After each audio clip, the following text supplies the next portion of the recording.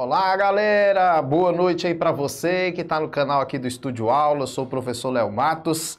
Estamos aqui na nossa aula de número 1 do Intensivo Solidário de Informática para o concurso da Polícia Civil, 23 horas em ponto, eu acho, né? Entramos aí sem perder tempo e vamos embora, né? Eu acho que hoje a gente tem muito conteúdo para falar aí, né? Nós temos aí 1 hora gratuita de aula. Lembrando, viu, gente, nós vamos ter 5 dias nesse intensivo solidário de informática, 5 horas gratuitas para vocês aí intensificar essa preparação para o concurso da Polícia Civil do Distrito Federal do cargo de agente. Professor, essa aula serve também para o cargo de escrivão? Serve, tirando aqueles tópicos mais específicos aí do cargo de agente, como Python.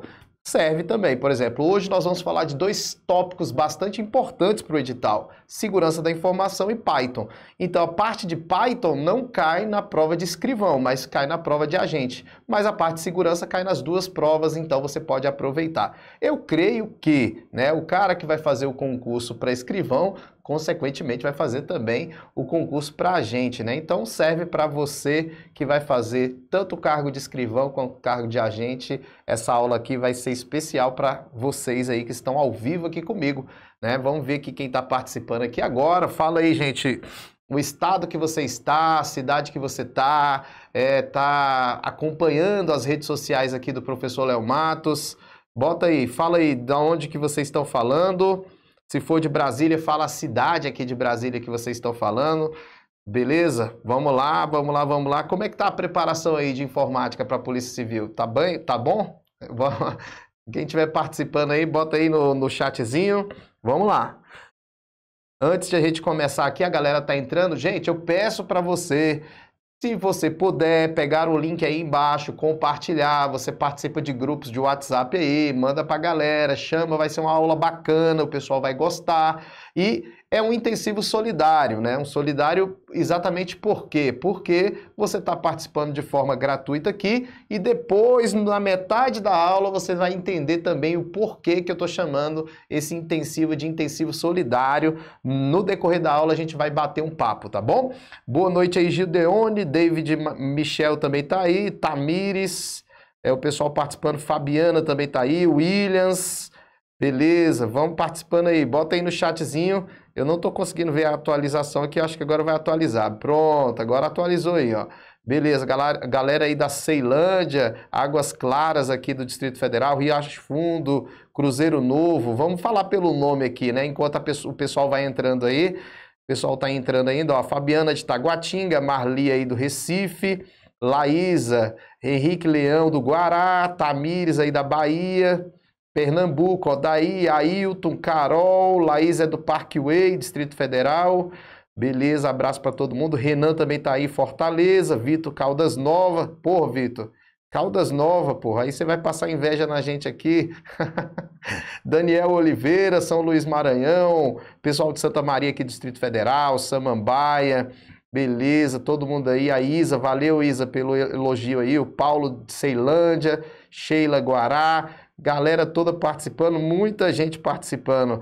Olha, gente, o pessoal do Riacho Fundo, Paraíba, Águas Claras, todo mundo aí, Vila Velha, beleza, gente, muito feliz aí com a presença de vocês e nós vamos fazer o seguinte, quem ficar até o final da live vai participar, ó, do sorteio. Eu vou sortear um livro de informática, curso de informática completo, né? Esse curso aqui é um livro que eu lancei como aula escrita, né? Aquela aula escrita, aquela aula em PDF que vocês têm, aqui ela é impressa, então a aula muito legal, uma aula escrita, a gente chama de aula escrita, com 598 questões, 313 são gabaritadas e comentadas, e o restante é para você treinar. Vou sortear no final dessa live aqui, para quem estiver ao vivo até o final.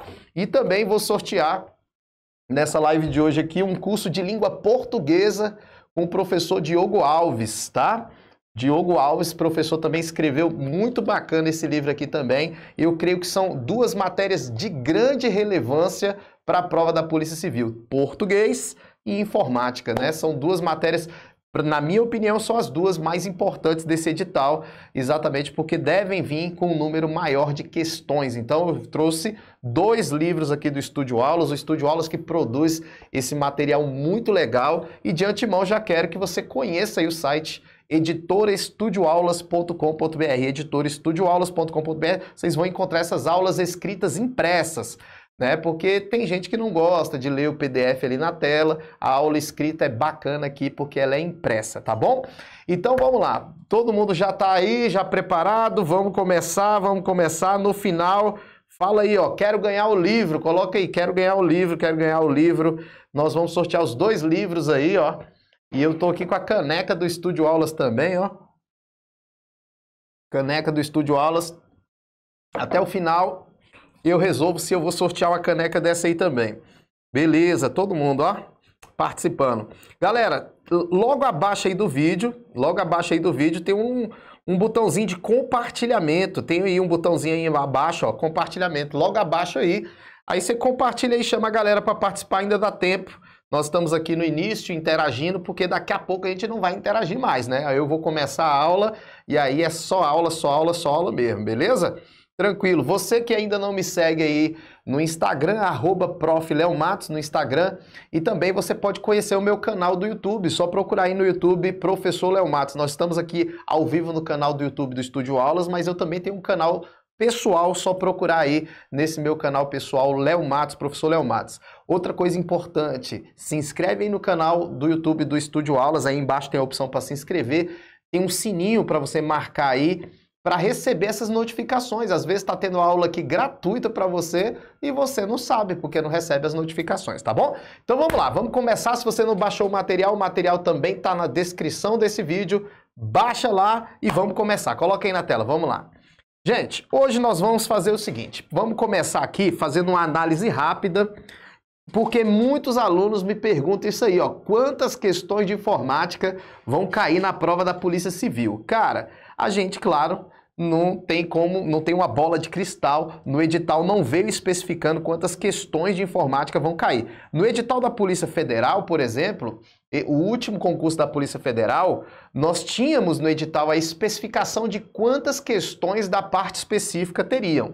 Então, na última prova da Polícia Federal, nós tivemos 36 questões de informática. É um edital muito parecido com esse, né? Se você pegar o edital de informática da Polícia Federal de 2018 e informática desse ano, para agente de polícia, o edital é muito parecido. Até o da Polícia Civil é um pouco maior do que o da Polícia Federal, né? Então, 36 questões na Polícia Federal, mas lá vinha escrito, ó, vão cair 36. Nesse concurso, informática também está na parte específica, mas não vem especificado o número de questões. Então, o que que a gente faz? A gente faz uma análise pela experiência que a gente tem. Coloca aí na tela. Pela experiência, vamos lá. Não esquece de seguir o professor aí no Instagram. Pela experiência vai ser o seguinte, ó, edital da Polícia Civil de 2013, nós tivemos 16 questões de informática em 2013. Informática não estava na parte específica, tá? Informática não está na parte específica em 2013. Esse ano ela está na específica. Em 2013 ela era parte básica do edital. E quando a gente foi analisar aqui quantas questões caíram, gente, aí você vê que segurança da informação, ó, é a matéria destaque dessa prova. Foi o que mais caiu, foi segurança da informação, com 4 questões das 16 questões. Aí você tem uma análise aí depois para vocês olharem quantas questões caíram de cada tópico aí. Claro que o edital de agente da Polícia Civil agora, ele é muito maior que esse, tá? Muito maior que esse. Beleza? Então, segurança da informação foi destaque aqui, ó. Se você analisar também, a parte de redes e internet também caíram 2 questões. E a parte aqui de Windows, navegadores de internet também caíram 2 questões. Então são os destaques da prova de 2013, tá? Agora, quando a gente vai analisar a Polícia Federal, concurso de agente da Polícia Federal, nós tivemos 36 questões, como eu já tinha falado para vocês. 36 questões na prova da Polícia Federal. E aí, o que foi mais importante de novo? Ó? O que foi mais importante de novo? Vamos lá. Segurança da informação caíram 8 questões e redes e internet caíram 11. Aí você vê a importância dessas 2 matérias aí. 11 questões de redes e internet, incluindo navegador de internet e assim por diante. E aqui nós tivemos banco de dados também, um destaque de 4 questões, uma matéria difícil de se entender, a parte de banco de dados, mas a gente ajuda os alunos aí a entenderem com as nossas aulas, tá? Então veja o que foi destaque aí na prova da Polícia Federal: segurança da informação, redes e internet e banco de dados. E para você que acha que Python não cai, ó, 2 questões de Python caiu na prova da Polícia Federal de 2018, agente de polícia, tá? Então, fazendo esse levantamento, olha para cá. Fazendo esse levantamento, 16 questões, Polícia Civil 2013. 36 questões, Polícia Federal, edital muito parecido com o edital agora de agente. Quantas questões eu, Léo Matos, acho que vai cair na nossa prova? Eu chuto para vocês de 20 a 25 questões de informática na prova de agente da Polícia Civil. Entre 20 e 25, tá bom? É o que eu acho, porque 16 questões de informática estava na parte básica em 2013. Agora, na parte específica, para 20 são 4 questões, né? Então, eu chuto aí de 20 a 25 questões, e também, se cair um pouco mais, eu também não vou ficar... Não vou ficar, surpreso. Não vou ficar surpreso, tá bom? Então vamos lá. Essa aula de hoje nós vamos falar de 2 tópicos muito importantes do edital: Python, linguagem de programação Python, e segurança da informação. Por que que eu analiso essas 2 partes muito importantes? Como é que a gente analisa o que é importante a gente estudar primeiro? Você que está estudando informática, você tem que dar prioridade para alguns tópicos. Quando a gente fala de priorizar alguns tópicos, existem 2 vertentes para você priorizar tópicos de informática. E aqui eu fiz o seguinte: eu peguei o tópico mais importante do edital de informática, que é segurança da informação, e peguei a linguagem Python, porque você não conhece, você não é programador, você não conhece a linguagem, então acaba sendo um tópico muito relevante, porque você ainda vai aprender essa matéria. Então você tem que começar por ela primeiro. Bota aí na tela. Então veja, ó. De acordo com o que eu acabei de falar, o que é mais importante para a prova? Sempre o tópico que é mais cobrado pela banca e o tópico que o aluno nunca teve contato. Então você tem que sempre colocar como prioridade isso. O pessoal que está fazendo consultoria comigo, por exemplo, eles já estudaram bem no início a parte de segurança da informação. Por quê? Porque é o mais importante. Quando chegar lá na prova, a gente tem que ter revisado pelo menos 3 vezes essa matéria de segurança da informação. E o tópico de Python, porque ele tem que entender a matéria. Então, até a prova ele tem que entender. Não que seja o mais importante para a prova em questão de número de questões, mas é importante o aluno entender antes. Então, aqui, campeão de tópicos desses 2 é a parte de noções de vírus e assim por diante. E a linguagem Python pelo tópico menos conhecido. Então, a aula de hoje nós vamos falar desses tópicos importantes para a nossa prova aí, tá bom? Vamos lá, antes de a gente começar a falar desses tópicos, olha aqui, não esquece que nós vamos ter 5 dias de aula. 5 dias. Hoje é a nossa aula de número 1. Não esquece. Desses 5 dias, nós vamos ter 5 horas de aulas gratuitas. Quarta-feira é o nosso próximo encontro e lá nós vamos falar sobre 2 tópicos também relevantes que eu vou enviar no seu e-mail para avisar para vocês que tópicos são esses na aula 2, tá bom? Mas já aviso, nós vamos falar de banco de dados na aula 2, quarta-feira. Então já marca aí na sua agenda, ativa as notificações do YouTube do Estúdio Aulas para você não perder essa aula, para você não ficar de fora, tá bom? Vamos lá, vamos começar então. Então nós vamos falar de segurança da informação, nada mais importante do que você falar primeiro dos princípios da segurança da informação. Olha para cá, quando a gente fala de princípios básicos da segurança da informação são os princípios que devem ser traçados por uma organização com o objetivo de proteger as informações. Então, só chega no objetivo da empresa de proteger as informações da organização se cumprir esses princípios, se esses princípios estiverem envolvidos. Então, veja, os princípios que nós vamos aprender agora contribuem para que a segurança atinja o seu objetivo. Qual é o objetivo da segurança? Proteger as informações de uma organização. Bota aí. Então, quando a gente fala dos princípios, vocês têm que lembrar dos princípios da confidencialidade, da integridade, da disponibilidade e da autenticidade. Aí você fala, que isso, professor? Confidencialidade, integridade, disponibilidade e autenticidade. Decorou? Decorou não, né? Então vamos decorar assim, ó. SIDA SIDA são os princípios básicos da segurança da informação. Quando eu falo da confidencialidade, eu estou falando do sigilo da informação. Eu estou falando que a informação deve estar acessível apenas para pessoas autorizadas, garantindo assim o sigilo da informação. Então, quando um hacker invade o sistema da Polícia Civil, e consegue pegar informações ali das ocorrências, faltou o princípio da confidencialidade. O acesso à informação da Polícia Civil somente para pessoas autorizadas. Esse é o princípio da confidencialidade. O outro princípio é o princípio da integridade, que quer dizer a não alteração da informação, a não violação da informação. Quando a gente fala da integridade, nós estamos falando da não violação, nós estamos falando de não apagar a informação, de não alterar o conteúdo, tá? Então, por exemplo, presta bem atenção que o CESP gosta muito disso, olha para cá. O CESP gosta que você confunda confidencialidade com integridade. A confidencialidade é a garantia de que a informação não será acessada, lida por pessoas não autorizadas. A integridade fala da não alteração da informação. Então, por exemplo, um hacker entra no sistema da Polícia Civil e altera o conteúdo das ocorrências. Apaga algumas ocorrências, foi mandado por alguém para apagar algumas ocorrências. Se ele apaga, se ele altera o conteúdo, falta ali o princípio da integridade. Ele foi uma ameaça à segurança da informação porque ele violou o conteúdo daquelas informações. Então, confidencialidade tem a ver com acesso, integridade tem a ver com a não alteração. O outro princípio que eu coloco aí é o princípio da disponibilidade. Coloca aí, o pé da letra. Disponibilidade tem a ver com a garantia da informação estar disponível.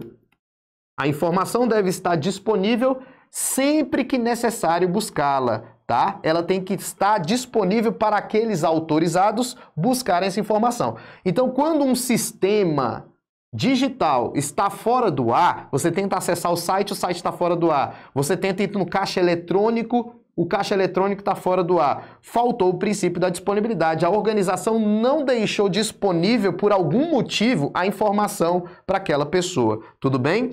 E a autenticidade tem a ver com identidade. Identidade. O que é identidade? Eu me identifico para o sistema sabe que eu sou realmente quem eu estou dizendo ser, e aí está garantindo a autenticidade. Qualquer mecanismo de identificação é garantia de autenticidade. Por exemplo, uma senha, uma assinatura digital. Eu assino o documento para garantir que foi eu que enviei o documento. Uma biometria é garantia de autenticidade. Então, tudo que for identificação de usuário, que puder o sistema identificar se aquele usuário é quem ele está dizendo ser, é garantia de autenticidade. Então, esses aqui são os princípios básicos da segurança da informação. Além desses princípios, existe um outro princípio, que é o princípio do não repúdio. O princípio do não repúdio é um outro princípio, ele não é um pilar, ele não é um princípio básico, mas não deixa de ser um princípio, porque o princípio é aquilo que contribui, é aquilo que, se for instituído em uma organização, contribui para atingir o seu objetivo, que é proteger a informação da organização.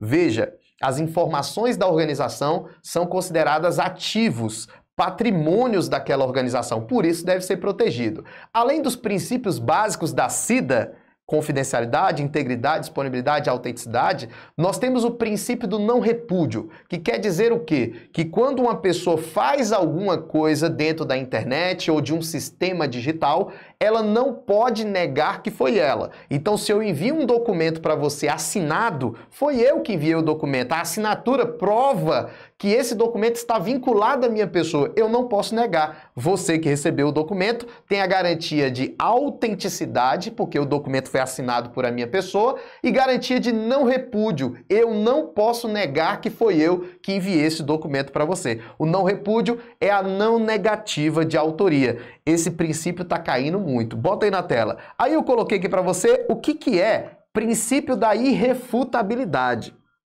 O princípio da irrefutabilidade, gente, é nada mais do que o princípio do não repúdio. Não repúdio quer dizer não negar. não negar. A assinatura digital garante o princípio do não repúdio. Não negar aquilo que eu fiz. E pode ser chamado na prova de irrefutabilidade. E também pode ser chamado na hora da prova de irretratabilidade. Então veja, se você só estuda princípio do não repúdio, gente, chega na prova o CESP, o cara estuda só o não repúdio. Aí ele vai e coloca lá irrefutabilidade, irretratabilidade. Então irrefutabilidade, irretratabilidade e não repúdio é a mesma coisa, tá? Quer dizer não negar. Então na prova tá lá, assinatura digital garante o princípio da irrefutabilidade. Verdade. O princípio da irretratabilidade, também verdade. Então, esses três nomes, ó, irrefutabilidade e irretratabilidade é a mesma coisa. Na verdade, estava perguntando o que é irretratabilidade. Isso aqui está errado. Quem é que escreveu isso aqui? Irretratabilidade. Isso aqui está errado. É irrefutabilidade. Tá entubando, né? Vamos lá. Irrefutabilidade. Irrefutabilidade. A palavra é tão difícil que escrever errado. Vamos lá. Vamos lá. Irrefutabilidade, olha para cá. Agora eu morri de rir. Irrefutabilidade, irretratabilidade e não repúdio é a mesma coisa, tá? Estamos falando da mesma coisa. Então, a assinatura digital garante irrefutabilidade, beleza. A assinatura digital garante não repúdio, beleza. Os três nomes podem ser usados como sinônimo. Bota lá na tela, vamos ver como é que isso aí cai na prova. Olha lá. A questão de número 1, né? O pessoal tá rindo aí. Não consegui nem ler. Olha lá. O Rogério Batista falou lá, ó, saiu um T no lugar do F. É isso aí, galera. Vamos usar a nosso favor. Vamos lá, questão de número 1.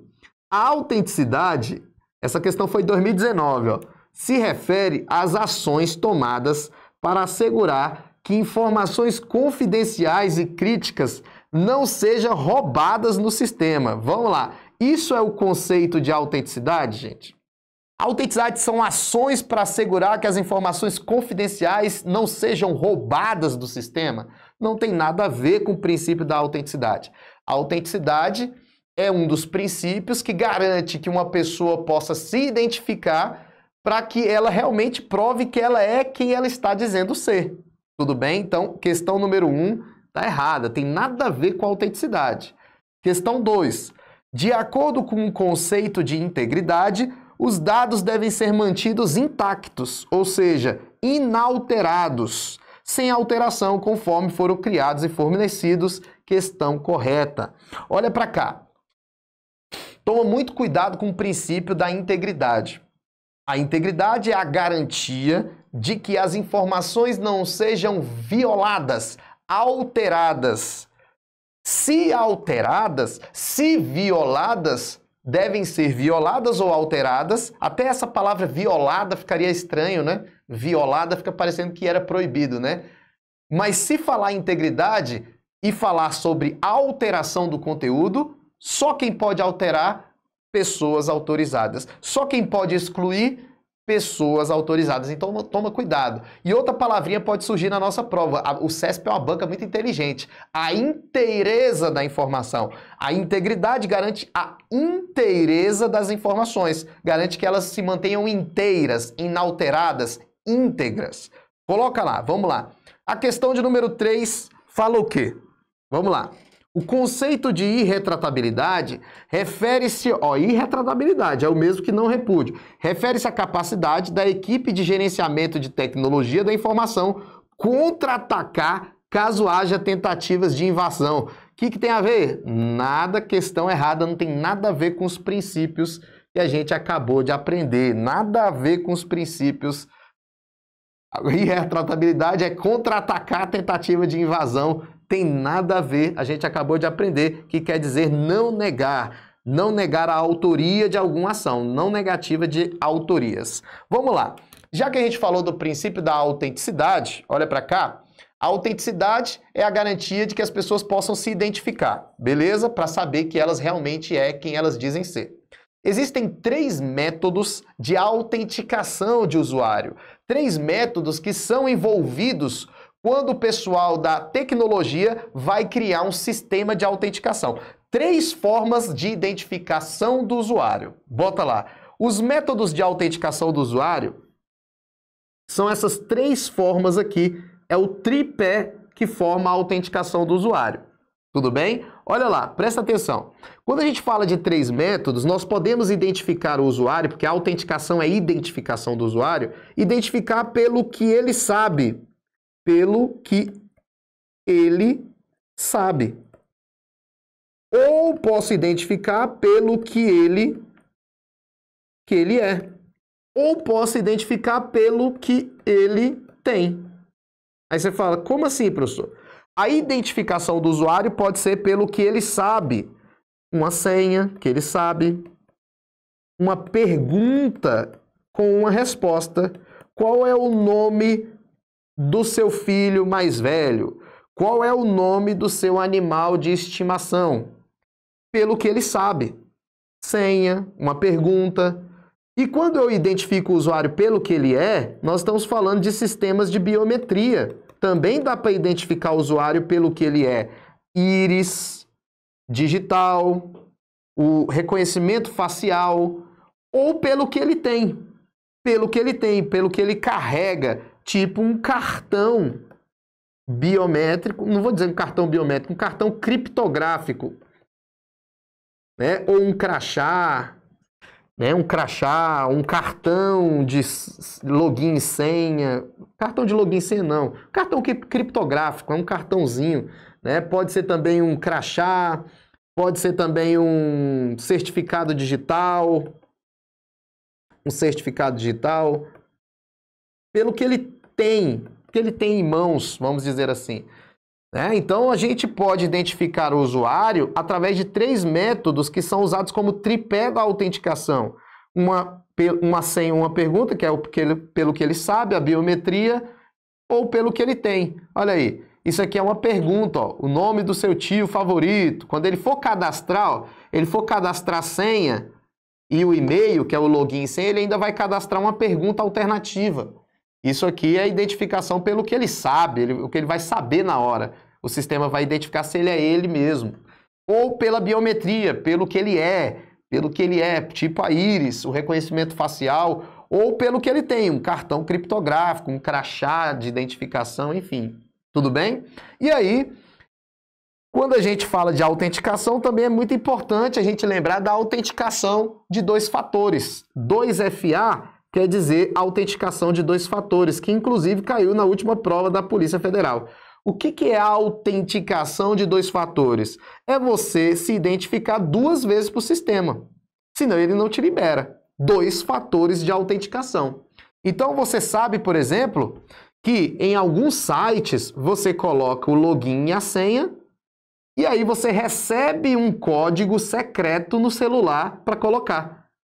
Certo? Então não basta só colocar a senha. Aqui é um fator de autenticação. Você tem que colocar o token, que é um código que é gerado pelo celular, que é o segundo fator de autenticação. Olha para cá.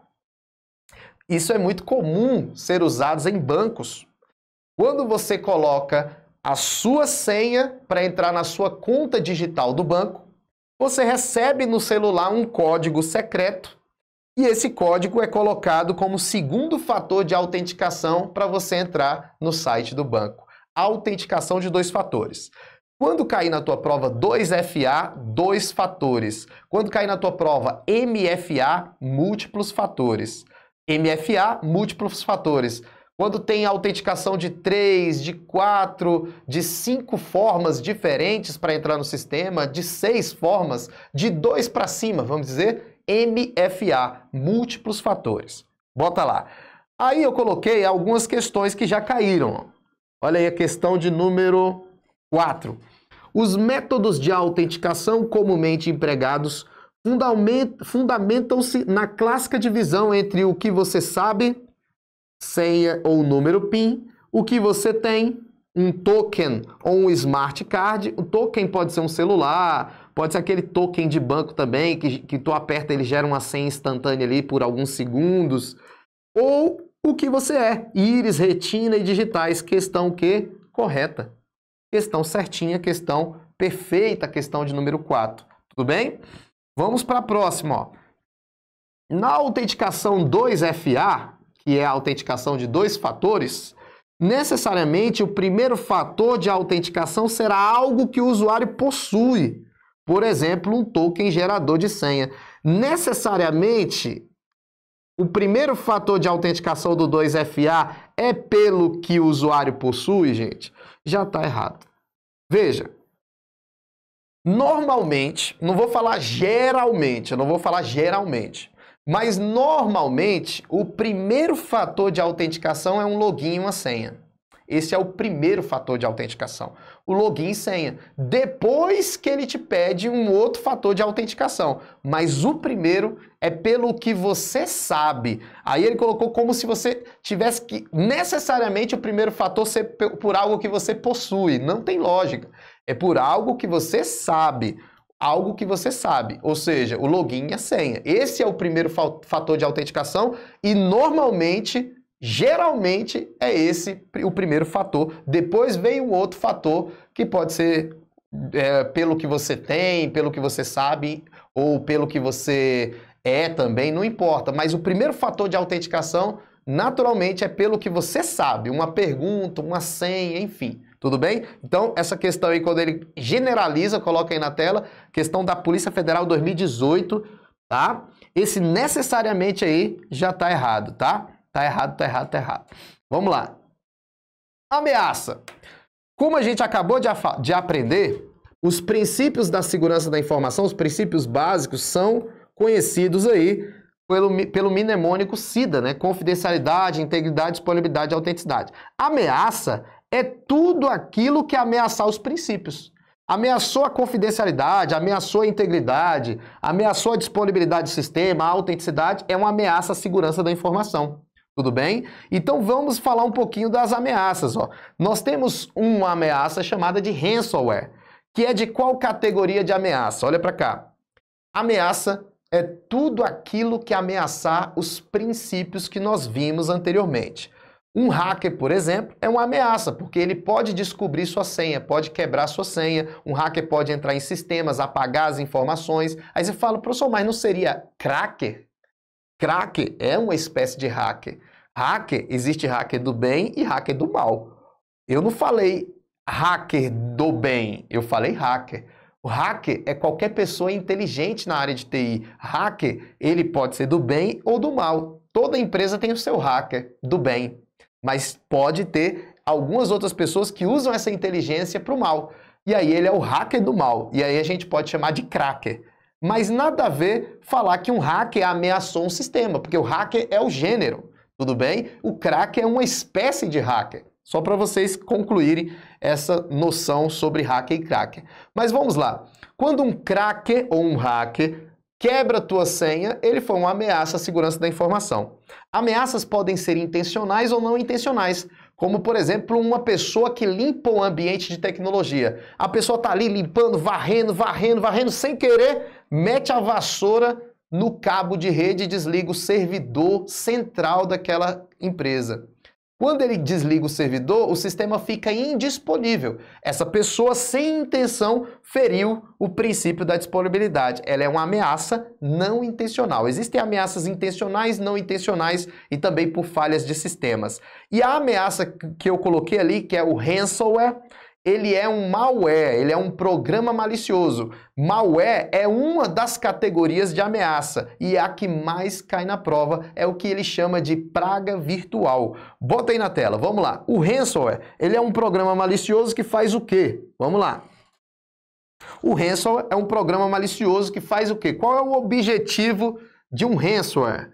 O ransomware, se você for levar dentro do inglês, quer dizer resgate. Então, o objetivo dele é sequestrar os dados do computador. Os dados do computador. As informações. E para sequestrar, o que ele faz? Ele criptografa as informações. Ele usa processo de criptografia. Ele criptografa os dados. Ou, vou botar aqui, criptografa os arquivos os arquivos, vocês vão entender por que eu faço isso, ou dispositivo. Então o ransomware vai fazer o quê? Ele vai colocar uma senha. E aí quando você for abrir o arquivo, aí você vai falar, poxa, mas eu não coloquei senha nesse arquivo. Aí quando você pedir para abrir o arquivo de novo, ele vai falar, ó, esse arquivo foi sequestrado.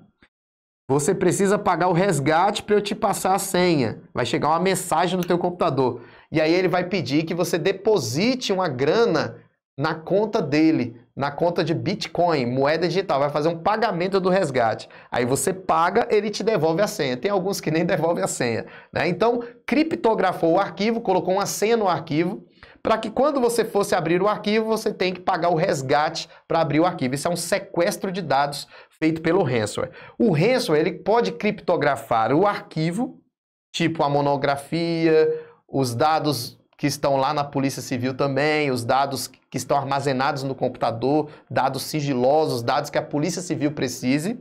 E aí quando você vai abrir um arquivo, pede a senha. Ou ele pode sequestrar o dispositivo, claro, com o mesmo objetivo, sequestrar todos os dados do dispositivo. Aí você fala, como assim sequestrar o dispositivo? Você acorda de manhã, pega teu celular de manhã, quando você destrava a tela do celular, pede uma senha. Aí você fala, uai, mas meu celular não tem senha. Foi o ransomware que criptografou o seu celular, colocou uma senha no seu celular. E aí você só consegue abrir o celular se tiver a senha. E aí vai ter que pagar o resgate. Bota aí na tela. Quando a criptografia é... Vamos lá. Quando a criptografia é de arquivos, nós chamamos esse tipo de ransomware do tipo cripto. Quando a criptografia é no próprio dispositivo, nós chamamos o ransomware do tipo locker. Locker é criptografia do dispositivo. Coloca a senha no computador, coloca a senha no celular, coloca a senha no tablet. E cripto é um sequestro do arquivo. Você vai abrir um arquivo do Excel, uma planilha, um arquivo do Word e ele pede uma senha para abrir esse arquivo. Tudo bem? Então tem que lembrar disso aí, porque ainda não caiu e pode cair na tua prova sim. Tudo bem? Já caiu ransomware, mas sobre locker e cripto ainda não. Vai cair, beleza? Então olha essa questão aí. Um ataque de ransomware comumente ocorre por meio da exploração de vulnerabilidades de sistemas e protocolos. A forma mais eficaz de solucionar um ataque desse tipo e recuperar os dados sequestrados é a utilização de técnicas de quebra por força bruta da criptografia aplicada. Olha para cá. Realmente um ransomware pode chegar no seu computador por exploração de uma vulnerabilidade do teu computador. Por isso que você tem que sempre atualizar o seu sistema operacional e os seus programas. Quando você atualiza o Windows, o Linux e outros programas, você está tirando falhas do código-fonte, falhas ali do sistema, que permitiria um invasor entrar no seu computador e mandar um ransomware para sua máquina, ou um ransomware ele mesmo penetrar na sua máquina através da vulnerabilidade. Então, quando ele fala que o ransomware pode entrar no seu computador por causa de uma falha de sistema, uma falha de programa, está correto. O erro da questão é falar assim, que uma das formas de solucionar esse problema é tentar descobrir a senha. Porque ele fala assim, ó, olha lá, olha o que ele fala, tentar recuperar os dados sequestrados com técnicas de quebra por força bruta. Gente, força bruta ou brute force é uma técnica para descobrir a senha por variadas tentativas e erros. Então, o cara está falando aqui na questão que uma das formas de você solucionar o problema, já que ele pede uma senha e você tem que pagar o resgate, é não pagar o resgate, é tentar descobrir a senha com quebra de força bruta, por variadas tentativas e erros. Você vai ficar 1 ano, 2 anos, 3 anos tentando descobrir a senha. Sem lógica, né? Não é questão errada. Gente, só tem uma forma de você resolver esse problema, pagando o resgate. Ou esquece seus arquivos. Paga o resgate, recupera. Agora, se você tivesse feito um backup dos arquivos, o backup, uma cópia de segurança, aí você estava tranquilo. Por isso que toda organização tem que fazer backup. Nessa situação, se tivesse um backup do arquivo, você deletaria o arquivo, ia rir do cara e recuperava o arquivo que não tinha a senha. Certo? Então o backup é uma forma de remediar esse tipo de problema. Mas brute force, força bruta não. Já pensou você tentando o dia todo descobrir essa senha? Sem lógica. Vamos lá. Então falamos do ransom. Vamos falar de um outro programa malicioso. Outro programa malicioso que cai também em prova, que é o programa chamado de bots. Tá? O bots, como eu coloquei para vocês, ele vem do que a gente chama de robôs, né? É a abreviação robots. Robots, por isso que ficou bots. Robô, beleza? Os bots, gente, eles fazem o quê? Vamos lá. Qual é o objetivo desse programa malicioso bot? O objetivo dele pode ser diverso, mas ele faz o quê? O que ele faz? Ele se multiplica. Vou botar aqui duas coisas que ele faz. Se multiplica. Assim como aqueles programas maliciosos que a gente chama de worms. Os worms se multiplicam e os bots também se multiplicam. Tá? Eles criam cópias de si mesmos usando as falhas do sistema. Assim como o worm. É uma característica muito conhecida do worm, porque o worm também é um programinha que se multiplica. Ele faz isso aqui também, os bots. Só que diferente do worm, ele permite controle do computador à distância, do computador infectado. Permite o controle remoto. Então, não basta só se multiplicar, ele se multiplica, infecta um monte de computador e você consegue controlar esses computadores à distância, que é uma característica de um cavalo de Troia. Cavalo de Troia abre as portas do computador para você controlar ele à distância. Tudo bem? O bot também faz isso. Ele abre a porta do computador para você controlar ele à distância. Então ele tem característica de worm e característica de cavalo de Troia. Tá? Ele é muito parecido com o worm e muito parecido com o cavalo de Troia. O worm se multiplica? Sim. Bot também. O worm permite invadir computador, controlar computador? Não. Isso é função do cavalo de Troia. E cavalo de Troia se multiplica? Não. E o bot faz os dois. Ele tanto se multiplica quanto também permite controle de acesso à distância. O objetivo do bot controlar vai ser o seguinte, ó, construir, olha aqui, o objetivo de um bot, construir uma rede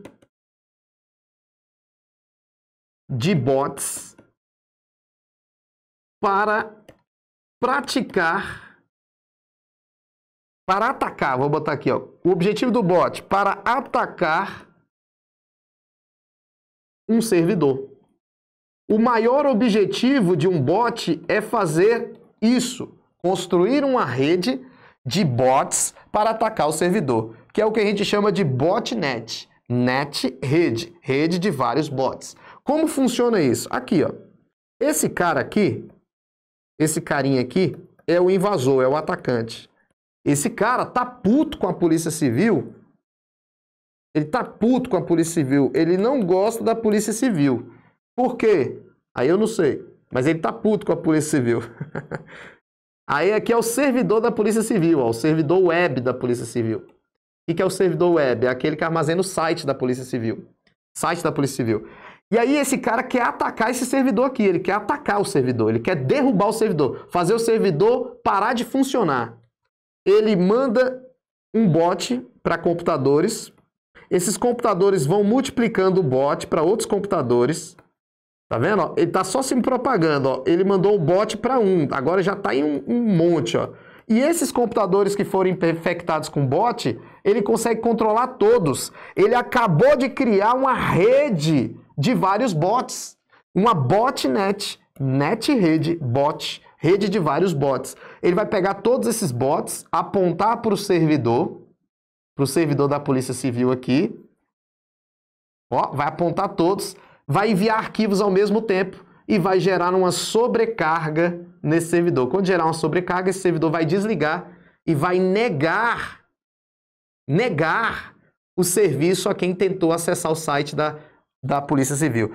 estão tentando entrar lá para fazer uma ocorrência online e não está conseguindo porque o servidor da Polícia Civil caiu, gerou uma sobrecarga. Então esse invasor usou uma botnet para quê? A botnet é uma rede de vários bots, mas ele usou para quê? Usou para um ataque ao servidor. Um ataque DOS. O que é um ataque DOS? É um ataque de negação de serviços. Denial of Service.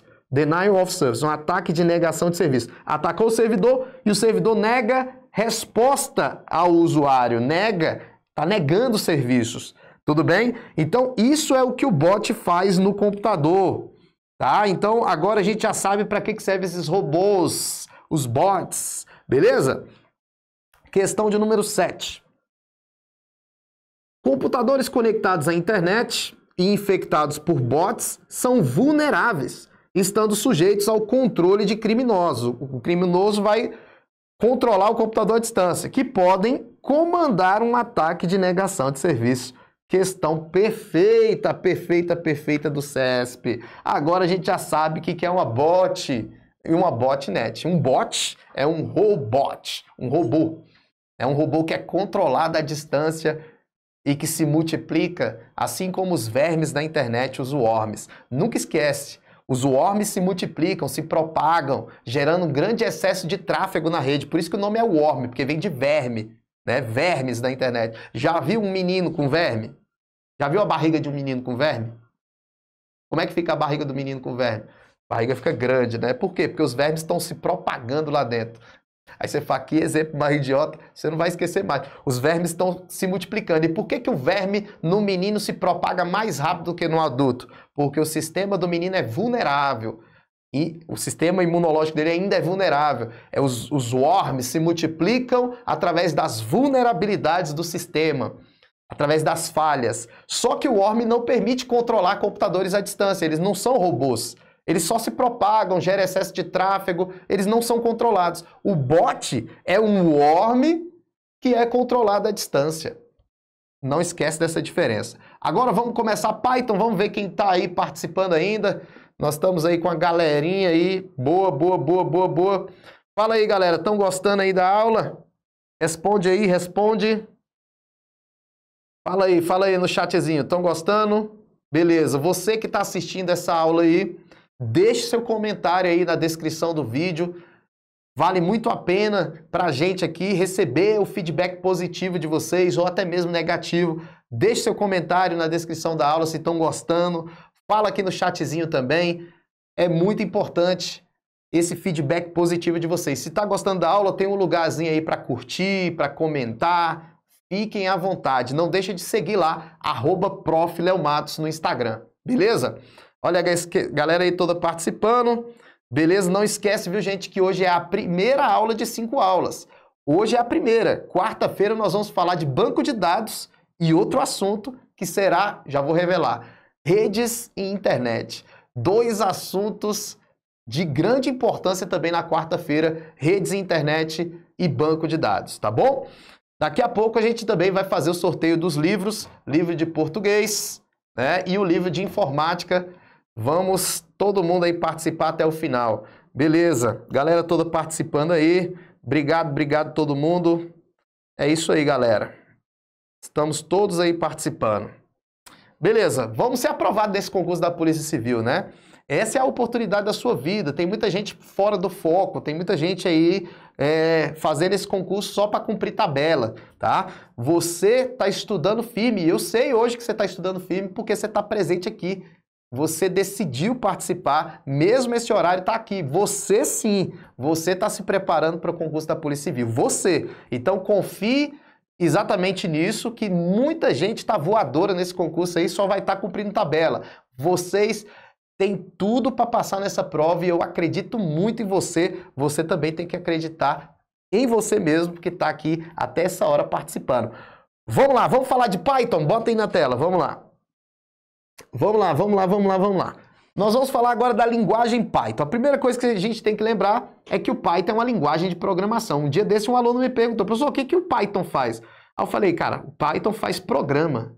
Aí o cara, Como assim programa? O Python é uma ferramenta para desenvolver programas, desenvolver softwares, tá? Então o Python é uma linguagem de programação. Todo programador usa uma linguagem de programação para desenvolver um software, desenvolver um programa. E o Python é essa linguagem. Aí você começa a falar para mim. Olha para cá. Uai, professor, mas a gente não vai fazer concurso de programador. Nós vamos fazer concurso para a polícia. Exatamente esse feedback que eu quero te dar agora. Gente, vocês vão fazer concurso para polícia. E por que vai cair Python? Porque o Python hoje é uma das ferramentas mais usadas para análise de dados. Na sua prova vai cair contabilidade, estatística e informática. Você tem que saber um pouco de Python. Python é muito bom programa para trabalhar com análise de dados, estatística de dados e contabilidade. Você vai descobrir várias mutretas por aí no mundo fiscal, né?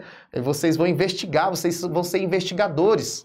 E na investigação criminal, o Python é usado em conjunto com a contabilidade e com a estatística. Só que não é para programar, vocês não vão ser programadores. Por isso que tem gente aí comendo, né? Tá doido, comendo mosca aí, procurando aulas de programação. Não é programação que vai cair, você tem que saber Python. Ah, programação, beleza, mas para análise de dados, você não vai ser programador. Então você não vai estudar um ano de Python, um livro de 500 folhas. Você tem que estudar de acordo com o que o seu professor está falando, de acordo com o que ele analisou que pode cair. Tudo bem? Não é para se preocupar questão de programador. Não estou dizendo que é fácil estudar Python, mas estou dizendo que você tem que estudar Python para o seu concurso. Não Python para ser programador. Volta lá. Então, o que é o Python? Python é uma linguagem de alto nível, tá? Python é uma linguagem de alto nível. O que quer dizer uma linguagem de alto nível? Vamos lá. Aqui está a máquina. O computador ele é constituído de hardware. Todos os elementos físicos do computador. E você é o usuário, ó. Você é o usuário aqui. Você é o usuário. Você precisa falar com a máquina, porque você está usando o computador, você está operando essa máquina. Só que para você falar com a máquina tem que ter programa. Não tem como você mandar um comando para a máquina porque você não sabe a linguagem da máquina. Então tem que ter um programa intermediando essa comunicação aqui. E aí nós temos dois tipos de programas. Tem os programas que são desenvolvidos na linguagem de alto nível e tem os programas que são desenvolvidos na linguagem de baixo nível. A linguagem de baixo nível, se eu for desenvolver um programa em linguagem de baixo nível, eu tenho que saber muito próximo da linguagem da máquina. A linguagem de baixo nível ela é muito próxima da linguagem da máquina. Já a linguagem de alto nível, se você usar uma programação de alto nível, você tem que saber algo parecido com o inglês. A linguagem de alto nível ela é muito parecida com o inglês, tá? Então veja, olha a diferença. Isso aqui é uma linguagem de baixo nível. Olha que porcaria. Eu mesmo, Ave Maria, nem mexo com isso aí, ó. Linguagem de baixo nível. Linguagem muito próxima da linguagem da máquina. Olha aí. Isso aí é linguagem de máquina aqui, ó. Isso aqui é linguagem de máquina. Linguagem binária. E essa é a linguagem assembly. Assembly é linguagem de baixo nível, linguagem muito próxima da máquina, muito próximo mesmo da máquina. E a linguagem de alto nível não, ela é muito parecida com o inglês. O Python é uma linguagem de alto nível. Por isso que a gente diz que ela é fácil e intuitiva. É uma linguagem fácil e intuitiva de alto nível, é uma linguagem muito próxima do inglês, ó. Você consegue entender. Olha aí. Você já sabe que isso aqui é um if, quer dizer se, né, em inglês, beleza? Print, você sabe que é para escrever, né? Printar, o jeito... Ou seja, é muito próximo do inglês. É uma linguagem mais fácil. Então, o Python é uma linguagem de alto nível. Falou na prova linguagem de baixo nível, tá errado, tá bom? Linguagem de baixo nível tá errado. Beleza? A linguagem de alto nível, fácil e intuitiva. Quando eu falo fácil, viu, gente? É fácil se você for comparar com outras linguagens. Já ouviram falar na linguagem PHP, né? PHP também é uma linguagem de alto nível, não vai cair na nossa prova, mas linguagem PHP é uma linguagem de alto nível. E olha para cá, o PHP é uma linguagem voltada para a web, é para desenvolvimento de sistemas web, desenvolvimento de sites, desenvolvimento desses sistemas que a gente entra pela internet. O PHP tem um propósito. Qual é o propósito do PHP? Web. Já o Python não tem um propósito. Você pode usar o Python para desenvolver sistemas web, você pode usar o Python para desenvolver sistemas desktop, que são sistemas que não estão na web, sistemas desktop. Você pode usar o Python para desenvolver para celular, para smartphone, para tablet. O Python é uma linguagem de propósito geral. O PHP é uma linguagem de propósito web. Tá? Entenderam a diferença? Então bota aí na tela. Então, falou na prova, o Python é uma linguagem de propósito geral, uma linguagem livre, é um software livre, é uma linguagem fácil e intuitiva. Devido a ela ser livre, ela cresce muito, o Python está crescendo muito. Você vê Python hoje já sendo usado na televisão, nas Smart TV tem muito de Python. Você vê Python sendo usado em aviões, você vê Python usando nesses relógios que acessam a internet. Você vê Python em tudo hoje, né? O Python está crescendo muito, tá bom? Vamos lá. Então agora a gente já sabe um pouquinho da teoria sobre o Python. O que é indentação? Vamos lá. Como eu falei para vocês, o Python é considerado uma linguagem fácil e intuitiva, tá? Então, o que é uma indentação?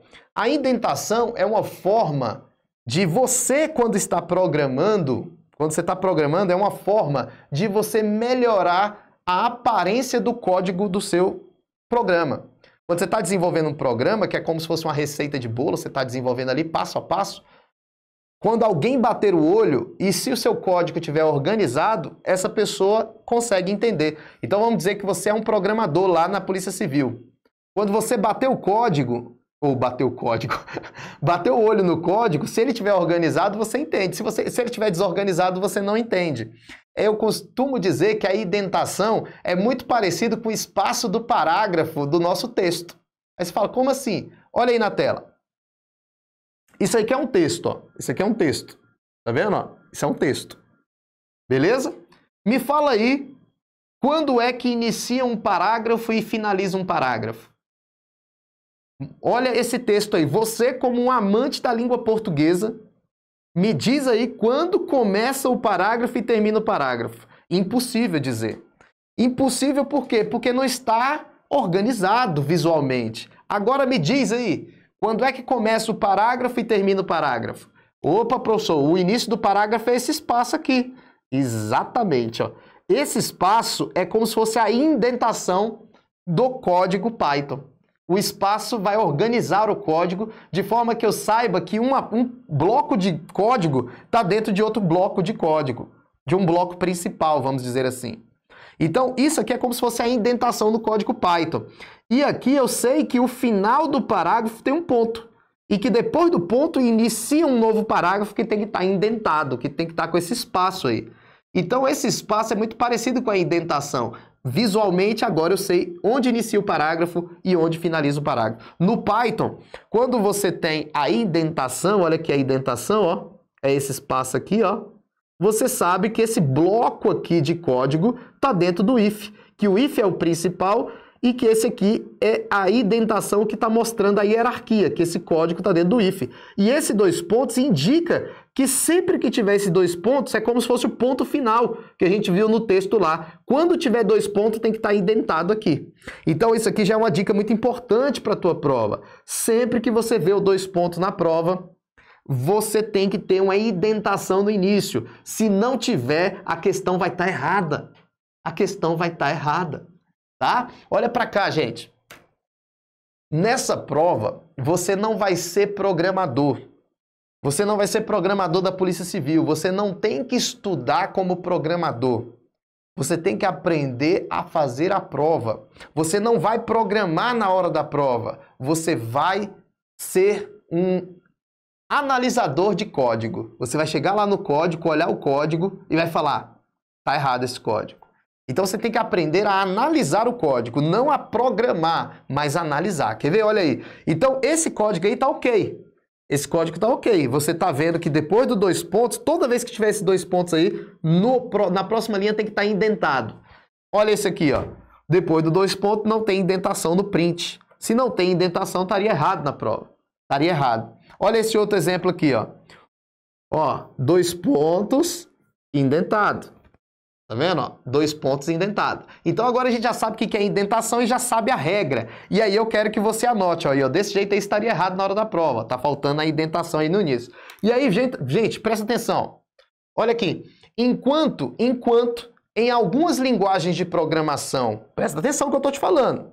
Enquanto em outras linguagens de programação como Java, PHP, a indentação não é obrigatória.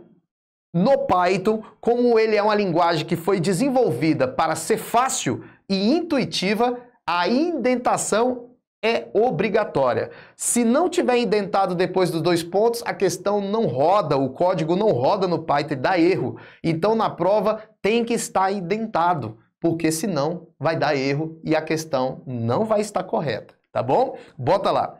Olha a questão de número 8. Python é uma linguagem livre, beleza, de alto nível, beleza, de difícil leitura, falso. Pois não permite a indentação de linhas de código. Pelo contrário, ele obriga que tenha indentação. Ele é rígido nisso porque ele quer ter uma boa aparência, ele quer que tenha uma boa aparência o seu código, para que ele seja fácil e intuitivo. Então essa questão aqui está errada. Beleza? Vamos lá. Olha o que eu tenho aqui para vocês. Vamos lá. Chegou a hora de conversar um pouquinho com vocês. Vamos lá. Olha o João falando. Tá facinho demais. Boa. Olha aqui, gente. Eu vou fazer o sorteio do primeiro livro agora. Vou fazer o sorteio do primeiro livro. Olha aí na tela. O que vocês vão escrever aí para ganhar o primeiro livro? Vai ser o livro de português, ó. Livro do professor Diogo Alves. Vamos lá. O que vocês vão escrever aí? Vocês vão colocar aí... Vamos lá, hashtag que vocês vão colocar aí. Hashtag Informática Solidária. Bota aí, hashtag Informática Solidária. Não é quero ganhar o livro não, pelo amor de Deus. Hashtag Informática Solidária. Informática Solidária. Escreve aí, vamos lá. Vamos lá, vamos lá. Informática Solidária. Bota aí, bota aí, bota aí, bota aí. Informática Solidária, hashtag Informática Solidária. Se escrever errado não vale, hein? Precisa do acento não, precisa do acento não. Ótimo, ótimo, é isso aí, galera. Vamos quebrar o YouTube aí, vamos quebrar o YouTube, isso. Informática Solidária, Informática Solidária. Dá um print nessa tela aí, ô câmera, Alexandre. Dá um print aí, e faz um videozinho aí carregando isso aí, esse tanto de gente aí, ó. Beleza. Veja, eu vou escolher agora, ó. Vou fechar o olho, vou fechar o olho. Ó, não tô vendo. Vamos lá. Não consegui parar, ó. Vamos lá, de novo. Vamos lá. Olha aí. Não parou, não tá parando. Vamos ver aqui, vamos ver aqui. Já saiu agora. Rapaz, eu não tô conseguindo, não. Calma aí. Não tô conseguindo parar. Vamos lá, agora foi. Cris Gomes. Cris Gomes. Cris Gomes é o e-mail aí. Cris Gomes. Cris Gomes ganhou o livro aí. Fala aí no chatzinho. Cris Gomes. Agora parou. Cris Gomes. Cris Gomes.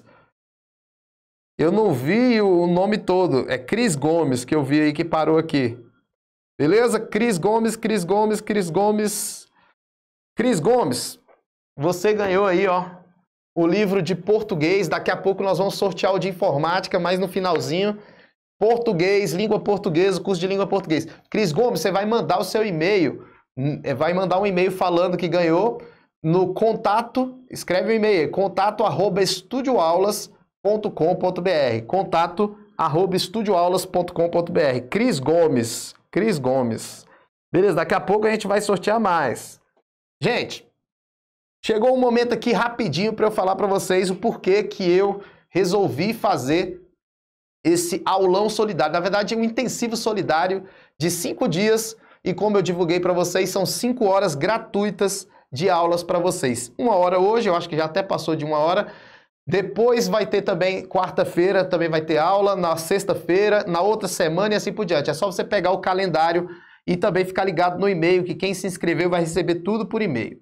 Gente, eu não sei se vocês já sabem, né? A gente, eu aqui, por exemplo, eu, Léo Matos, sempre trabalhei, né, com informática para concurso, já tem 16, 17 anos.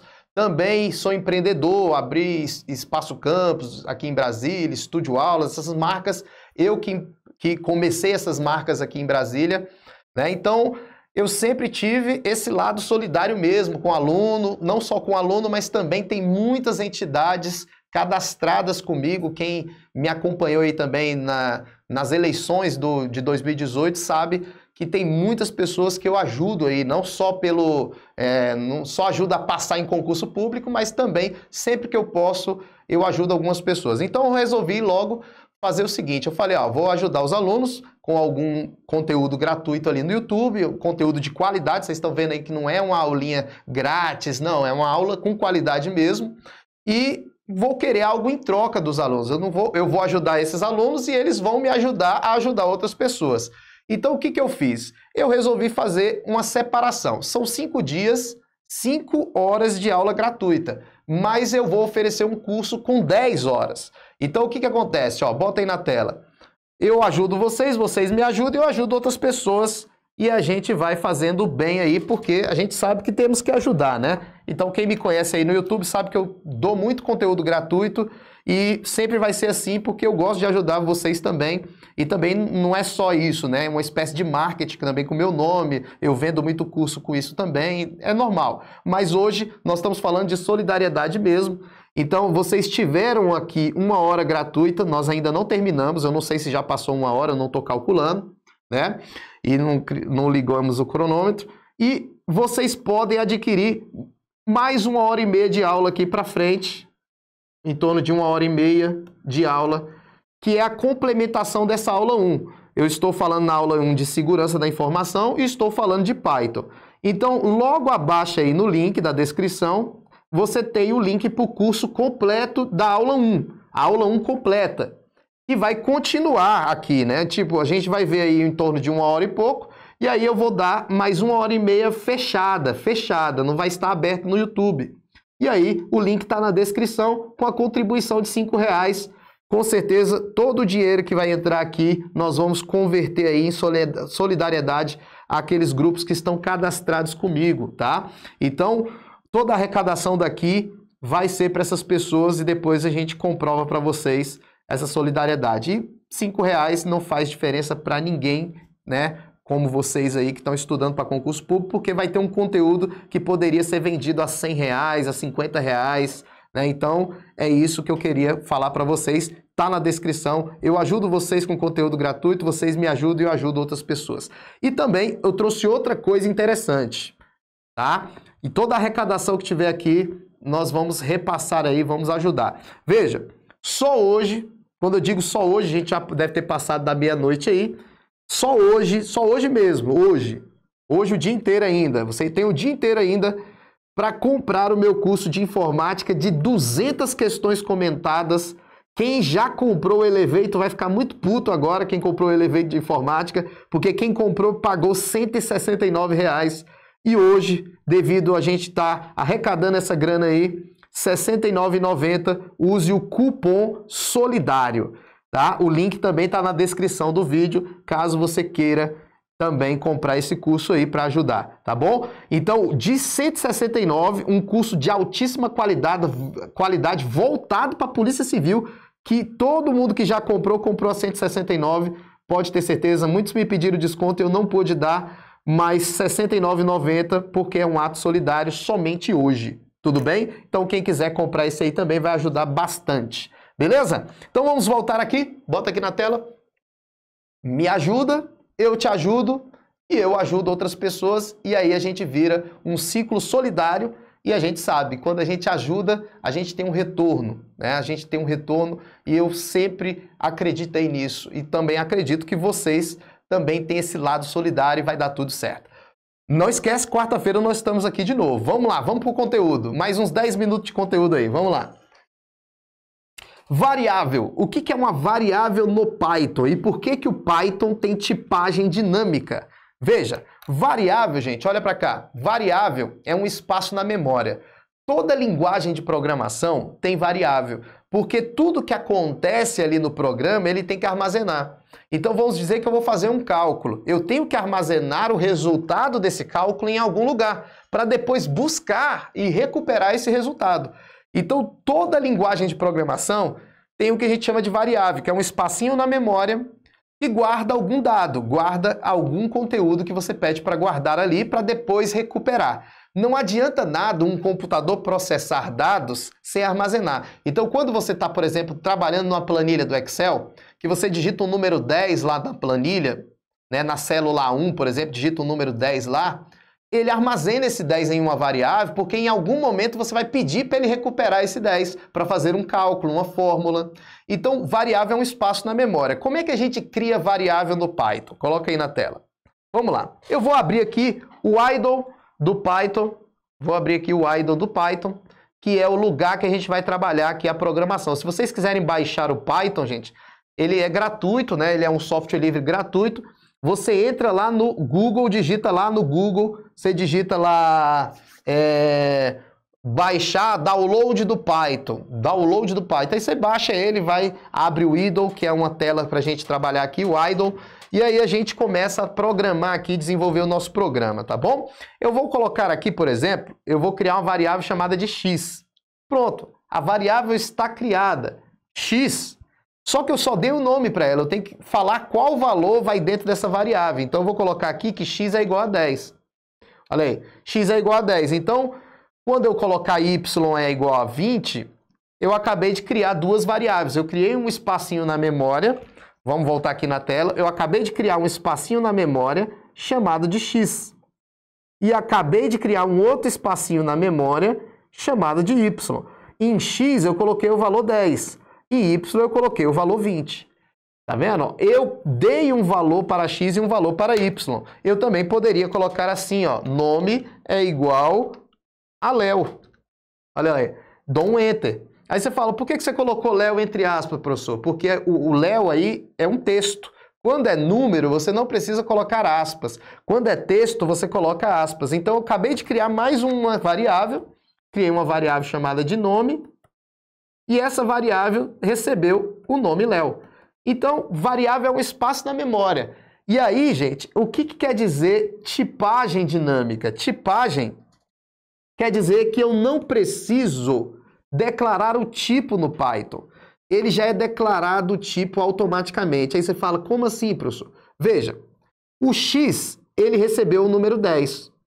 Eu teria que, em outra linguagem de programação, falar para o Python que x receberia um número inteiro. Eu tenho que declarar a variável, olha para cá, quando eu trabalho em uma outra programação, tipo Java, PHP, eu tenho que colocar o nome da variável, declarar o tipo de valor que essa variável vai receber. No Python não precisa. O Python tem tipagem dinâmica. Quando você coloca x igual a 10, ele recebe o 10 e já sabe que esse 10 é número, ele já declara o tipo da variável x como 10, como número. A mesma coisa quando eu declarei nome. Eu criei uma variável nome e coloquei Léo. Como Léo está entre aspas, o Python já entende que eu quero que essa variável receba um texto. Então ele já declara a variável com o tipo texto. Bota na tela. Se fosse no Java seria isso aqui, ó. Vamos lá. Olha como é que é no Java, ó. Int número. Então eu falei para criar uma variável chamada de número, ó, criar uma variável chamada de número do tipo inteiro. Criar uma variável chamada de nome do tipo texto. String quer dizer texto. Então, no Java, eu tenho que declarar o tipo de dado. No Python, não. No Python, eu só coloco x é igual a 10. Ele já sabe que é número. Y é igual a 20, ele já sabe que é número. Nome é igual a Léo, ele já sabe que é texto. A tipagem no Python, ela é dinâmica, tá?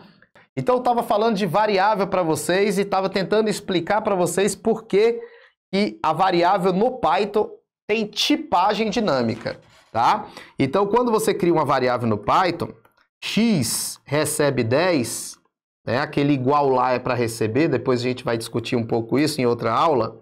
Mas o x recebe 10 aqui, então ele já entende, o Python já entende que o x vai ser uma variável de número. tá? O y recebe 20, ele já sabe que o y é uma variável de número. Nome recebe Léo. Como eu coloquei Léo entre aspas lá, ele já sabe que nome é uma variável do tipo texto. Então, a tipagem, o tipo de variável, o tipo de dados que a variável vai receber, ela é colocada pelo Python automaticamente, ela é dinâmica. No Java, se eu criar uma variável, eu tenho que declarar o tipo da variável antes de definir o que vai ter dentro da variável. Então, por exemplo, variável do tipo número. Aí já falei int. Antes de dar valor à variável número, eu tenho que declarar o tipo. Aqui eu criei uma variável nome, aí colocou como string.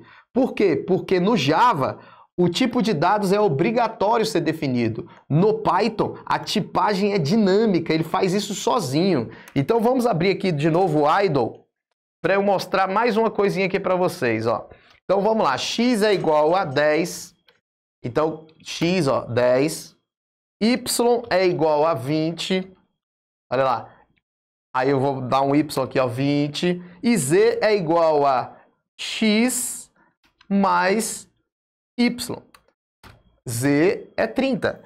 Aí quando eu coloco aqui, type, a função type é para ver o tipo da variável. Type x. Olha lá. Ele já me diz, a variável x é do tipo int. Int quer dizer inteiro, tá, gente? Do tipo inteiro. Type, ele declarou sozinho, não foi eu. Só coloquei o número, ele já sabe, Type z, do tipo int. Agora quando eu coloco aqui nome, é igual a Léo. Olha lá. Enter. Nome é o que então? Léo. Type, eu quero saber o tipo da variável nome. str. str quer dizer string. String é texto. Então aqui, eu quis mostrar para vocês que o Python trabalha com variável dinâmica, tá? Ele faz a tipagem dinâmica da variável, tudo bem? Então olha essa questão aí. As linguagens Python são dinamicamente tipadas, ou seja, o tipo de variável é definido no tempo de execução. A linguagem C e Java são estaticamente tipadas, ou seja, o tipo de variável é definido no tempo de compilação. Esses detalhes, tempo de compilação, tempo de execução, não precisa se preocupar. Eu só quero que vocês lembrem isso aqui. Em outra aula a gente pode falar o que é tipo de execução, tempo de execução, tempo de compilação, depois eu posso explicar para vocês a diferença, mas aqui que eu queria que você focasse. A questão está correta, dinamicamente tipada. Tudo bem? Estrutura de repetição. O que é uma estrutura de repetição? Vamos lá. Na prova de Python, se cair características, é bem provável que a maioria vai acertar questões. Então eu aposto que possa cair uma questão de repetição. Aí você fala, o que é repetição? Repetição é uma espécie de looping, uma espécie de repetição daquilo que você faria uma vez, 2 vezes, 3 vezes, 4 vezes, 5 vezes manualmente. Aí você fala, como assim? Bota na tela para eu mostrar para você. O Python tem 2 estruturas de repetição que costumam cair na prova. Nós vamos aprender uma aqui, no outro vídeo a gente vai aprender outra. Mas vamos lá. Existe uma função do Python chamada de print, que a gente usa muito.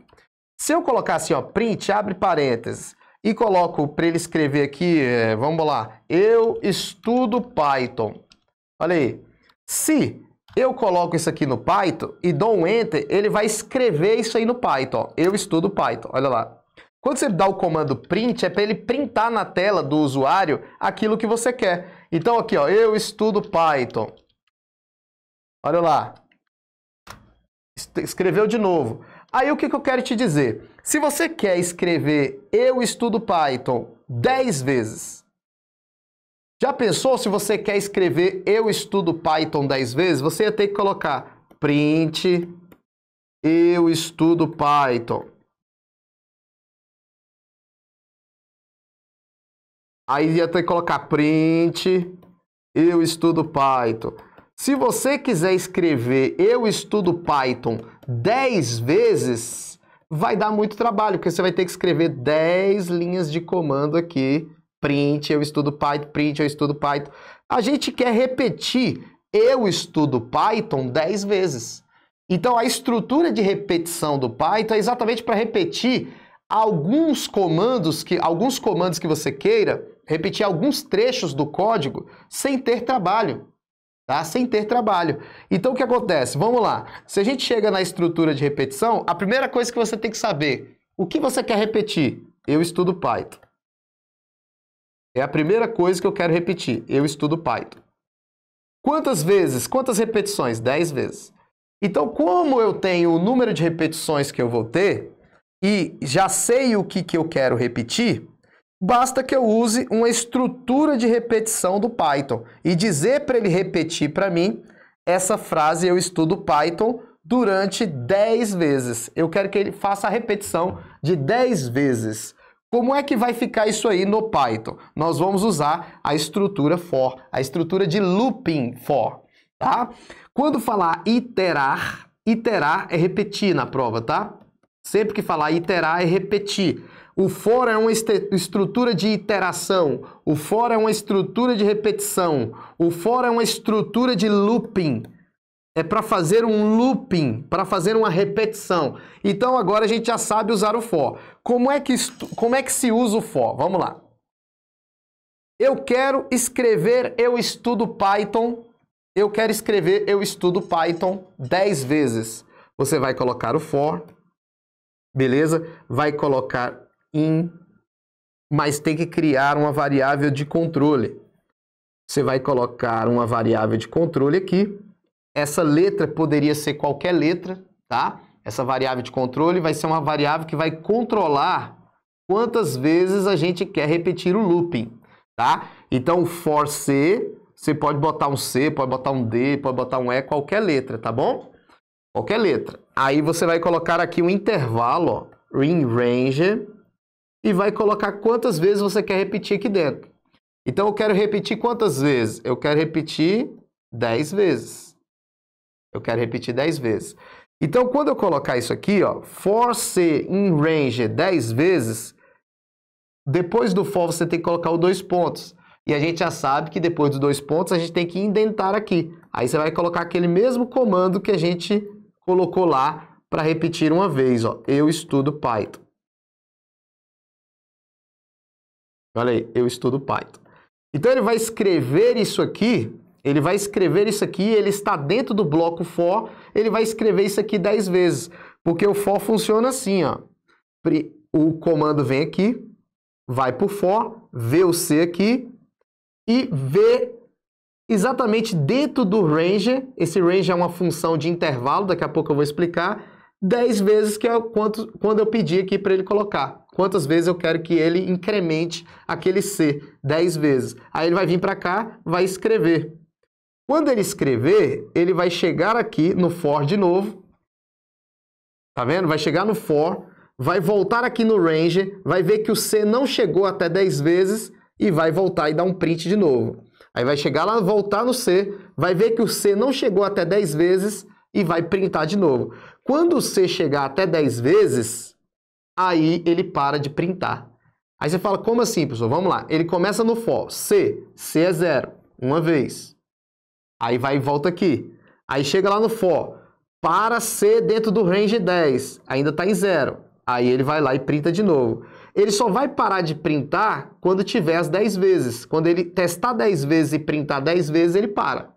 Tudo bem? Então é um looping, por isso que eu fiz um círculo aí, é um looping. Agora, presta atenção aqui, porque não é só isso. Vamos lá, vamos fazer aqui direto no Python. Eu vou fechar o idle e vou abrir de novo, para ele ficar zerado aqui. Presta atenção que eu vou fazer 2 exemplos aqui para vocês. Ó. For, aí eu coloco a variável de controle, pode ser um C, não tem problema. Coloco o range e digo quantas vezes eu quero aqui. Beleza? Aí aqui eu vou dar o print na palavra que eu pedi. Eu falei o que mesmo? Falei para botar eu estudo Python. Olha lá, olha o que ele vai fazer. Ele vai escrever 10 vezes a palavra eu estudo Python. Olha aí. Conta lá. Vamos ver aqui, ó. 1, 2, 3, 4, 5, 6, 7, 8, 9, 10. 10 vezes a palavra Python. Só que na prova costuma cair assim. Ó, vou te mostrar aqui como é que cai na prova. Na prova, como eu falei, a gente tem que saber analisar o código. Na prova vai estar assim, ó. O que mais cai é esse aqui na prova. Ó. Ele pede um intervalo e bota o primeiro e o último. Olha aí, o primeiro e o último. E aqui coloca o bloco que vai ser repetido. Então, tipo, print, oi. Oi. Então, o que é para ele fazer aí? Ele vai chegar aqui no for, vai ver o x dentro do intervalo 0 até 7. Então, o x começa, ó, que é a variável de controle, como 0. Aí ele vai fazer o quê? Ele vai conferir se está lá. Tá no 0? Tá. Então ele vai vir aqui e fazer o quê? Print oi. Depois ele vai chegar aqui e o 1 vai ser incrementado. Ele vai chegar aqui, o x agora é 1. E aí ele vai lá no print oi, depois vai no for. Enquanto ele estiver aqui dentro, entre 0 e 7, ele vai ficar fazendo esse print aqui. Agora olha para mim, olha para cá. A gente vai ser o que na hora da prova? Olha o que eu vou te explicar agora. Essa aqui é matadora para a prova. O que a gente vai ser na prova que eu falei? Analisador de código. Isso. Quando chegar na prova, no for, eu vou te explicar agora como é que você vai ter que fazer na prova. Coloca aí na tela. Veja. Olha como é que você vai ter que fazer na prova. Veja. Você vai chegar na prova, vai estar isso aqui. Ou vai chegar na prova, vai estar aqui, ó, desse jeito. E eu vou te explicar agora como é que você vai resolver isso aí na prova. Ó, vai estar assim na prova, ou vai estar assim na prova. Beleza? Vamos lá. Como é que você vai fazer? Na prova, você vai ter que chegar aqui nesse for e vai analisar o intervalo. Você vai analisar isso aqui, ó. O que é isso aqui na hora da prova?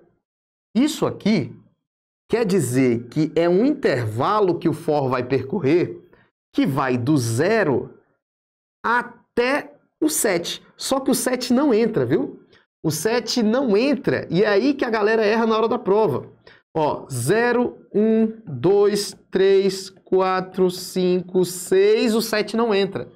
Então aqui a gente sabe que os números que o x vai assumir vai ser 0, depois vai ser 1, depois vai ser 2, depois vai ser 3, depois vai ser 4, depois vai ser 5, depois vai ser 6 e depois acaba o looping. Então isso aqui são os números que o x vai assumir, que é a variável de controle. Aí você tem que saber quantas vezes ele vai assumir aqui. 1, 2, 3, 4, 5, 6, 7. 7 vezes, que é o número de looping, um número que vai escrever a palavra oi.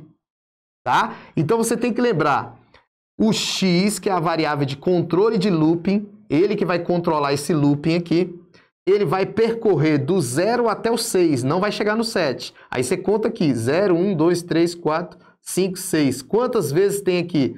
1, 2, 3, 4, 5, 6, 7. 7 vezes vão ser escritas a palavra oi na tela. Vai ser 8, 8, oi, oi, oi, oi, oi, oi, 7 vezes. Certo? O 7 não entra, vai do 0 até o 6. Tudo bem, gente? Do 0 até o 6. E o de baixo? O de baixo, olha para cá como é que resolveria. 0 até 7. O que é 0 até 7? É 0, 1, 2, 3, 4, 5, 6. O 7 não entra. O 7 não entra. Então, quantas vezes foi aqui? 1, 2, 3, 4, 5, 6, 7. Mas o 7 não entra, tá? Beleza? Ó, então, o x, ele assume 0, 1, 2, 3, 4, 5, 6. Então, quando eu peço para ele printar o x, ele vai printar o 0 primeiro. Aí depois vai voltar no looping aqui. Vai ver que não printou os outros, printa o 1. Aí volta aqui e printa o 1. Aí volta no looping, printa o 2, printa o 3, printa o 4, printa o 5, printa o 6. Ele vai printar todos os valores de x. Porque aqui eu não printei oi, eu printei x. Quer ver? Vamos resumir de novo. Vamos lá. Chega na prova, for C. Vamos ver se todo mundo consegue resolver agora. For C in range 1 até 7. 1 até 7. Print C. For C in range. E aí eu vou botar agora 7,10. Print Oi. Então eu vou te dar um tempo para você me responder aí o primeiro. O que que vai escrever no primeiro? O que que vai escrever no segundo? Para a gente já finalizar nossa aula. O que que vai escrever no primeiro aí? Quando der um Enter. Aí você tem que analisar. Analisa aí. Enquanto eu bebo uma água. No primeiro vai escrever o quê? Vamos lá. E no segundo? Vamos lá. Análise de código. Você vai ser analisador de código na hora da prova, ó. O Python vai vir aqui e vai ler o for. Quando ele chegou no for, ele vai falar para ser dentro do intervalo 1 até 7. É aí que você não pode cair em peguinha. Não entra o 7, só entra o 1, o 2, o 3, o 4, o 5, o 6. O 7 não entra.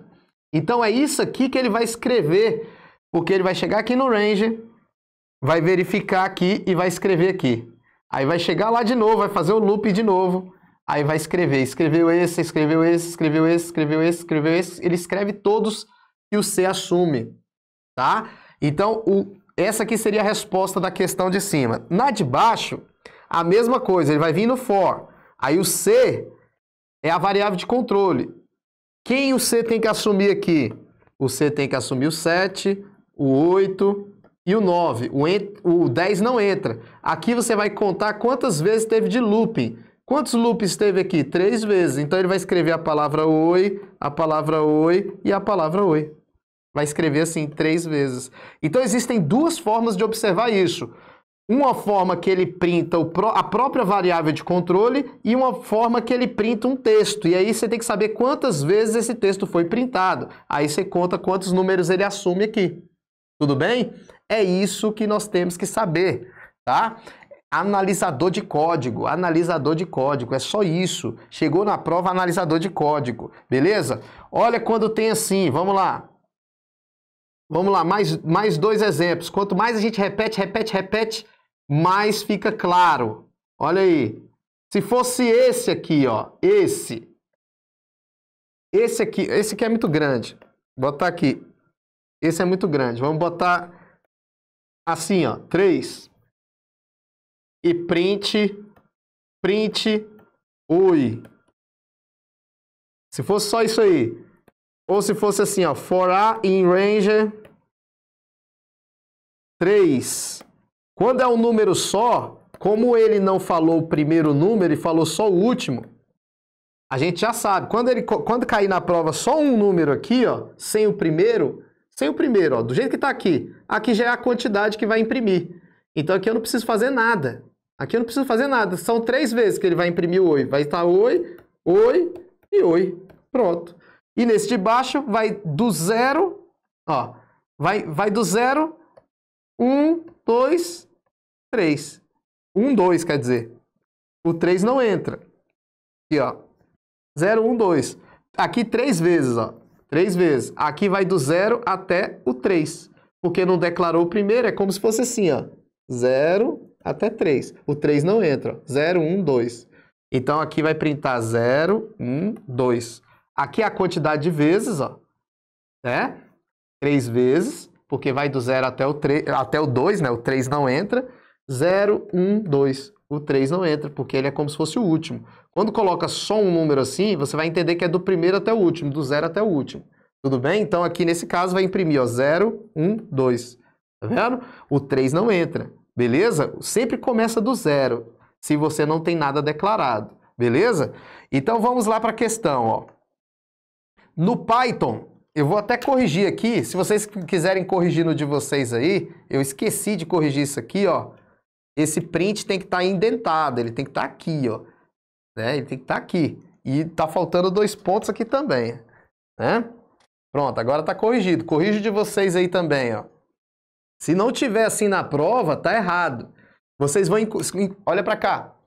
Quando vocês forem resolver as questões do Q-concurso, desses sites de questões... Naturalmente, quem cadastra a questão, cadastra errado, aí não deixa a indentação lá, tá? E às vezes falta colocar os 2 pontos e aí a questão tá errada, mas não tá. No gabarito vai estar correta e você analisa como errada. Mas na prova de vocês, na prova mesmo, no dia da prova, tem que ter a indentação. Tem que ter a indentação e tem que ter os 2 pontos lá, tá? Olha lá, agora tá certo, for. Se vocês olharem no material de vocês, ó, tá vendo lá, ó? Ó, for B, 1, 5. O que você tem que analisar aqui? Você tem que analisar de 1 até 5. Vai 1, 2, 3, 4. 5 não entra. O 5 não entra, não cai nesse pega. E aí ele vai printar o B. Então o B vai assumir todos esses valores aqui, ó. 1, 2, 3 e 4. Então, aqui a resposta é o quê? Vamos lá. Considerando o código acima, é correto afirmar que 1, 2, 3, 4, 5. É isso? Vai printar até o 5, gente? Não. Errado. Olha lá. 1, 2, 3, 4. O resultado, afirmar que o resultado, faltou ainda também a expressão aqui, é 1, 2, 3, 4, 5? Não. 1, 2, 3, 4. Tá vendo o peguinha aí? Tá vendo o peguinha? É isso que você tem que tomar cuidado. Então, quando tiver isso aqui, o range na prova, você tem que analisar o intervalo dos valores e analisar quantas vezes aparece o valor. 1, 2, 3, 4. Se fosse para printar alguma coisa, acontecer alguma coisa, ia ser 4 vezes. Como aconteceu, 4 vezes. Não é 5 vezes. Só 1, 2, 3, 4. Então, por isso que está errado. Beleza? Então, vamos lá, gente. Não deixa de seguir o Estúdio Aulas nas redes sociais, @Estúdio Aulas Concurso. Segue lá o Prof. Léo Matos também. Vamos para o último sorteio aqui. Bota aí de novo, Informática Solidária. Vamos lá, Informática Solidária. Vamos lá, vamos lá, vamos lá. Vamos lá, vamos lá, vamos lá, vamos lá. Beleza. Olha aqui. O livro de informática, curso de informática. No restante da aula aí, quando vocês comprarem a aula completa aí na descrição do vídeo, tem o link da aula completa, como eu falei para vocês, R$5, e você vai ajudar muita gente aí e também vai se ajudar, porque a gente vai continuar falando de Python, falando de segurança da informação, nós vamos ver o looping, o while, né, porque aí a gente viu só o for, nós vamos ver o while cair muito na prova também, nós vamos fazer mais questões aí também durante 1h30 mais ou menos no próximo vídeo da aula completa, tá? Então você compra aí, amanhã já vai estar disponível as aulas para você assistir, na parte da tarde já vai estar disponível lá para vocês, tá?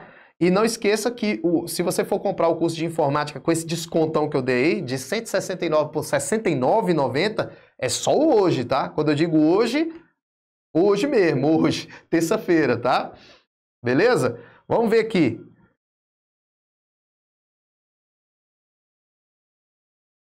Vamos ver, vamos ver, vamos ver. Vamos lá, Juarez Júnior.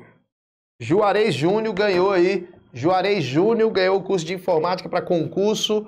Juarez Júnior, entre em contato com contato@estudioaulas.com.br para receber esse livro em casa, tá bom? Gente, muito obrigado. Juarez Júnior ganhou aí. Não esquece de manter o contato. Muito obrigado pela presença de vocês, espero que vocês tenham gostado.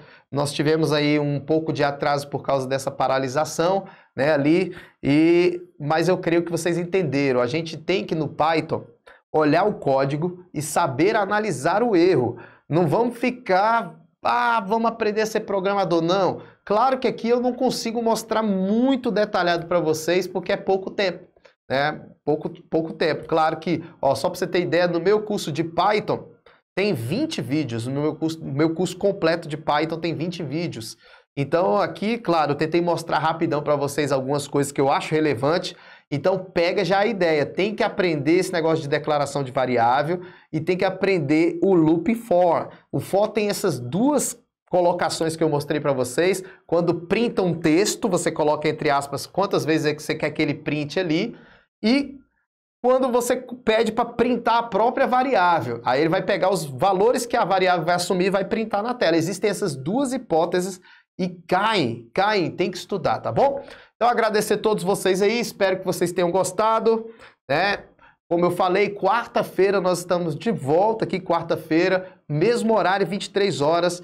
Fica ligado no teu e-mail. Se você quiser receber o link para não perder a aula, entra no Telegram aí, ó. Tem o meu Telegram aí na descrição do vídeo. Entra lá para receber o link em primeira mão para não perder a aula, né? Vocês estão aí de parabéns, parabéns para vocês aí que ficaram até essa hora estudando para a Polícia Civil. Com certeza vocês vão ser diferenciados. Abraço aí para vocês aí, até a próxima.